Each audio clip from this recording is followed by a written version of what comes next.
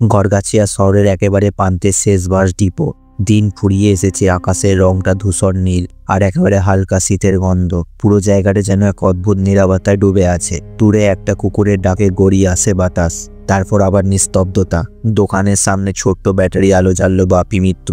সে এখানকার পুরনো মানুষ, ছোট্ট চায়ের দোকান চালায় বহু বছর ধরে। আজকাল তেমন যাত্রী আসে না, শহর এগিয়ে গেছে, এই ডিপো রয়ে গেছে পুরনো দিনের মতো নিঝুম। বাপি নিজের গালে হাত বুলিয়ে বলল নিচু গলায়, কাল কালী পুজো, আজ ভূত চতুর্দশী।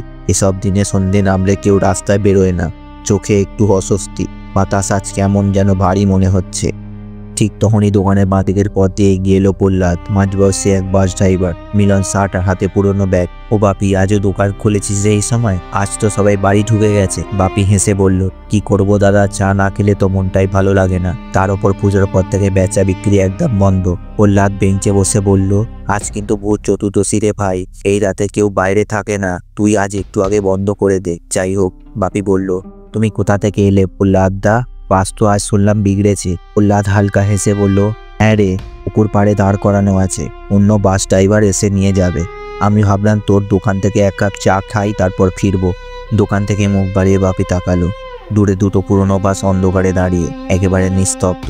হোটেলটা বন্ধ, আলো নেই কোথাও, শুধু বাতাসে দুলছে একটা ছেঁড়া পতাকা। এই জায়গাটা দিনে যা থাকে, রাতে কেমন অন্যরকম লাগে রে প্রহ্লাদদা, বলে একটা ঠান্ডা হাওয়া লাগলো বাপির গায়ে। সে হালকা কেঁপে উঠল। প্রহ্লাদ তাকিয়ে রইল। আজকে রাতটা এমন রে ভাই, অন্ধকারে কিছু যেন ঘোরে। আমি ছোটবেলায় এমন রাতেই আগুনে পুড়ে মানুষ মরতে দেখেছিলাম। বাপি একটু থমকে গেল, কথাটা হওয়ার সঙ্গে কাঁপতে কাঁপতে মিলিয়ে গেল।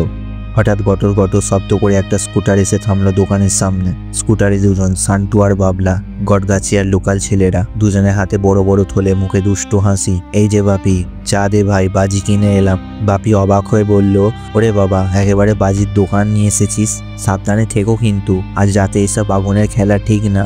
শান্ত মুচকি হেসে বলল, আরে দাদা, পুজোতে বাজি না পড়ালে পুজো বা হলো কই? তুমি চা দাও, আমরা বসে আছি। চারজন এখন দোকানের বেঞ্চে বসে, আলোয় মুখগুলো দেখা যাচ্ছে, কিন্তু আশেপাশে যেন ছায়া ঘনিয়ে আসছে ধীরে ধীরে। বাতাসে শোনা যায় হালকা বাঁশির শব্দ, কোথা থেকে যেন আসছে। বাপি এক মুহূর্তের জন্য তাকিয়ে রইল দূরে দাঁড়িয়ে থাকা বাসগুলোর দিকে। মনে হলো কেউ কি দাঁড়িয়ে আছে ওখানে। সে চোখ মুচকে তাকালো, কিন্তু ঠিক কিছু বোঝা গেল না। বাপি হঠাৎ থেমে গেল, চা ঢালার হাতটা কেঁপে উঠল তার। দূরে বাস দুটো যেখানে দাঁড়িয়েছিল সেখানকার অন্ধকারটা যেন একটু নড়ল। এই প্রহ্লাদটা, সে নিচু গলায় বলল, ওদিকে কেউ দাঁড়িয়ে আছে নাকি? প্রহ্লাদ চোখ মুচকে তাকালো। বাসের সামনে সত্যি কয়েকটা ছায়া, স্থির নিঃশব্দ, কিন্তু স্পষ্ট বোঝা যাচ্ছে তারা মানুষ, অত্যন্ত দেখতে তাই। এই রে বাবা, এরা কারা? বাপি বিড়বিড় করলো, এই সময় তো কেউ আসে না এদিকে। শান্টু তখনও হেসে চা খাচ্ছিল। ওরা বোধহয় যাত্রী, জানে না হয়তো আজ বাস খারাপ, আমি গিয়ে বলে আসি। প্রহ্লাদ উঠে দাঁড়ালো, থাম, আমি যাই, তুই বস। দোকানে আলোয় তার ছায়া লম্বা হয়ে মাটিতে পড়লো, তারপর ধীরে ধীরে মিলিয়ে গেল আলো থেকে অন্ধকারে। দূরে প্রদীপগুলো মিটমিট করে ওর চলার শব্দ মিলিয়ে গেল। এই যে ভাইরা শোনো, প্রহ্লাদের গলা ভেসে এলো, আজ বাস বন্ধ আছে, ওদিকে পুলে গিয়ে অটো ধরো। কিন্তু কেউ উত্তর দিল না, সবাই স্থির হয়ে দাঁড়িয়ে আছে, কেউ নড়ছে না, কারো মুখ দেখা যাচ্ছে না। বাপি দোকানের দিক থেকে দেখছিল, তার বুকের ভেতর ঠক ঠক করছে। হাওয়াটা যেন এক মুহূর্তে ঠান্ডা হয়ে গেল। ঠিক তখনই ওই ছায়াগুলোর সামনে থেকে একটা লোক দৌড়ে এলো প্রহ্লাদের দিকে। এই কি রে? প্রহ্লাদ চমকে উঠে পেছনে সরে এলো, আলোয় ফিরে এলো হাঁপাতে হাঁপাতে। লোকটা এসে থামলো দোকানে আলো ছোঁয়ার ঠিক আগে। অন্ধকার ঘেরের মধ্যে তার মুখ দেখা যাচ্ছিল না, শুধু একটা পুরনো চাদর জড়ানো শরীর। চাদরে ফাঁক দিয়ে কালো কিছু চকচক করছে, যেন চোখ। এই দাদা, কে আপনি? বাপি ভয় মেশানো কণ্ঠে বলল। লোকটা ধীরে ধীরে মাথা তুলল, গলার স্বরটা ভারী, কাঁপা কাঁপা। চা হবে, আমরা চা খাবো। তার কথা শুনে চারজনের গলা দিয়ে শব্দ বেরোলো না। বাপি কেটলির দিকে হাত বাড়ালো, হবে দাদা হবে, একটু দাঁড়ান। লোকটা ঠায় দাঁড়িয়ে রইল। ওই যারা আছে ওরাও খাবে, আমাদের অনেক তেষ্টা, সে বলল, কণ্ঠে যেন ধোঁয়ার গন্ধ। প্রহ্লাদ ফিসফিস করে বলল, ওরা মানে কে? ওখানে অন্ধকার ছাড়া কিছুই নেই। বাপি হাত কাঁপতে কাঁপতে গ্লাসে চা ঢেলে থালায় রাখলো। এই নিন দাদা, এসে নিয়ে যান। লোকটা নড়ল না, শুধু একটা খসখসে হাত তুলে দেখালো, তুমি এসো, আমি আলোতে আসতে পারি না, আলোয় আমার চোখ জ্বালা করে। বাপির পা যেন জমে গেল, সে এক পা এগোতে পারল না। তখন বাবলাও বলে উঠল, এইসব নাটক করে লাভ নেই, আমি দিচ্ছি। সে থালা হাতে এগিয়ে গেল দোকানের সীমানা পেরিয়ে। চাদর ঢাকা লোকটা তখনও স্থির দাঁড়িয়ে। এক মুহূর্তে হালকা বাতাস চাদরটা দুলে উঠল। মুহূর্তের জন্য দেখা গেল তার চুলহীন মাথা আর পোড়া চামড়া। বাবলা থালাটা সামনে ধরতেই লোকটা এক টানে তার হাত ধরে ফেললো। ওই বাবা, চিৎকার করে উঠল বাপি। পরের মুহূর্তেই অন্ধকারে এক রক্ত জমার চিৎকার। লোকটা তার ঘাড়ে দাঁত বসিয়েছে, মুখে রক্ত ঝরছে, চোখে আগুনের ছায়া। প্রহ্লাদ, বাপি আর সান্টু জনেই স্থির হয়ে গেল, যেন সময় থেমে গেছে। বাবলার দেহ মাটিতে পড়ে যেতেই লোকটা মুখ তুলল, চোখ দুটো পুরো কালো, দাঁতগুলো ধারালো যেন পশুর। চাদরটা পড়ে গেল পাশে, দেখা গেল তার পুড়ে যাওয়া দেহ। সে গম্ভীর গলায় বলল, আগুনে পুড়ে মরেছিলাম এই রাতেই, আজ ভূত চতুর্দশী, আজকের রাতটা আমাদের। তার আঙুল নিজের গলার ওপর বুলিয়ে বলল, জীবিত আর মৃতের মাঝে কোনো সীমা নেই আজ। তারপর অন্ধকারের ভেতরে লাফিয়ে মিলিয়ে গেল সে।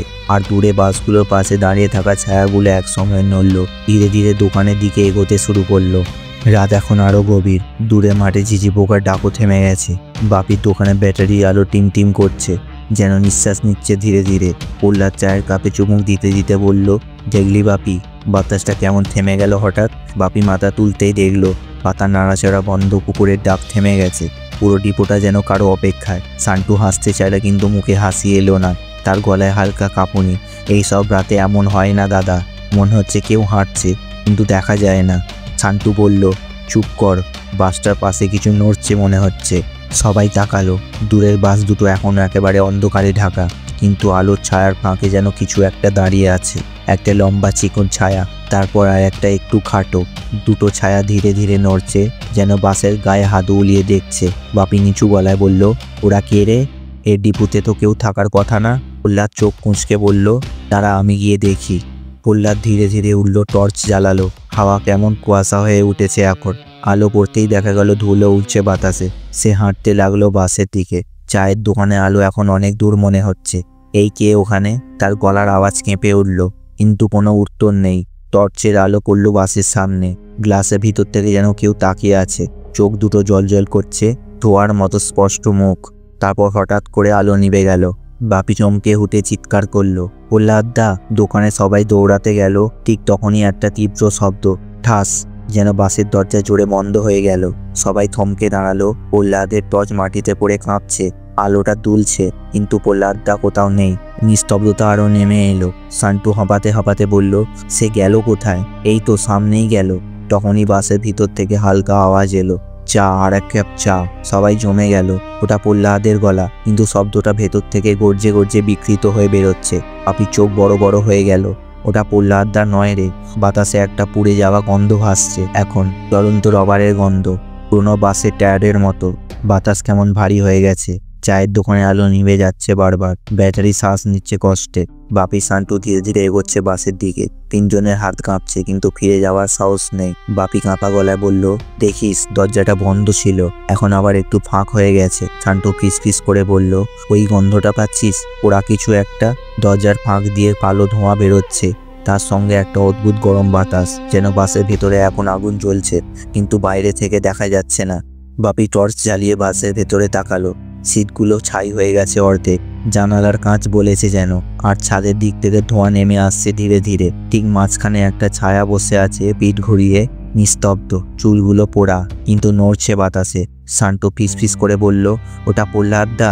বাপি কিছু বলল না, শুধু টর্চে আলো একটু সরাতেই দেখা গেল ওটা মানুষের মতো, কিন্তু মুখটা নেই। পুরো মুখটা পোড়া কালো ছাই হয়ে গেছে, তবু চোখের জায়গা দুটি লাল হয়ে জ্বলছে। নিঃশব্দে চা, একটা মৃদু গলা।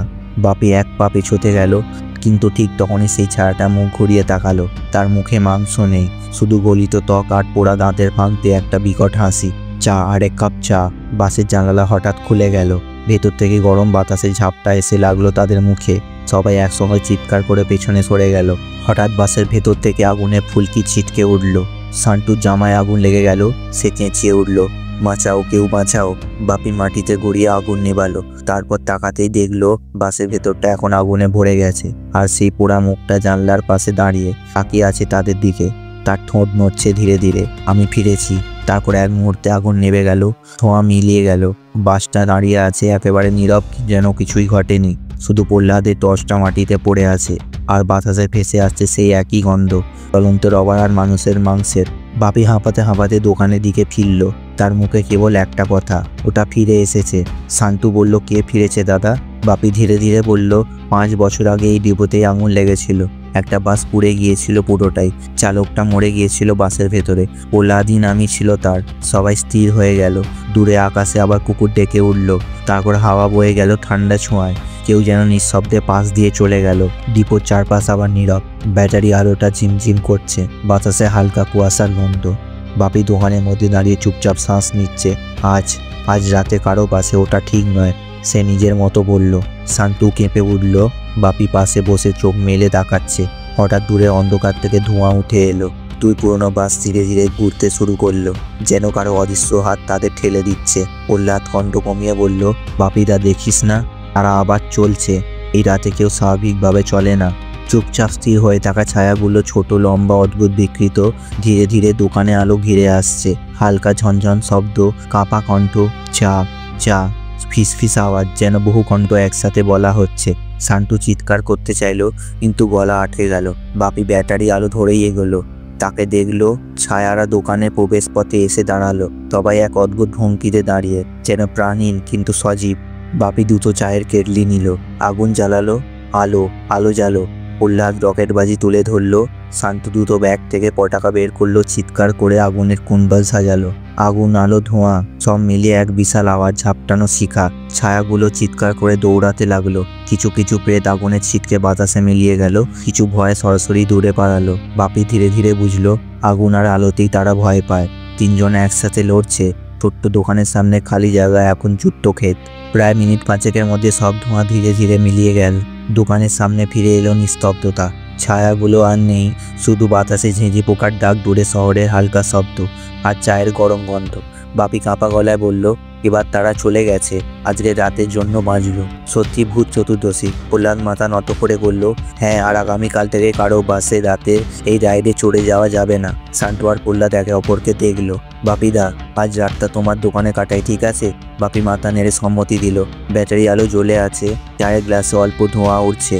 বাপি, প্রহ্লাদ, শান্তু একে অপরের পাশে দাঁড়িয়ে রাতের নিস্তব্ধতায় ঝিমিয়ে আছে। দূরে গড়গাছের অন্ধকার মাঠে আবার সব নিস্তব্ধ। কেবল হালকা বাতাসে শোনা যাচ্ছে ঝিঝি পোকার ডাক। আজকের ভূত চতুর্দশী, যেখানে জীবিত আর মৃতের সীমা মুছে যায়। সাবধানে থাকো। অন্ধকার নামলে, কেউ বাড়ির বাইরে বের হলে এই নিঃশব্দে কেউ আর ফিরে আসে না।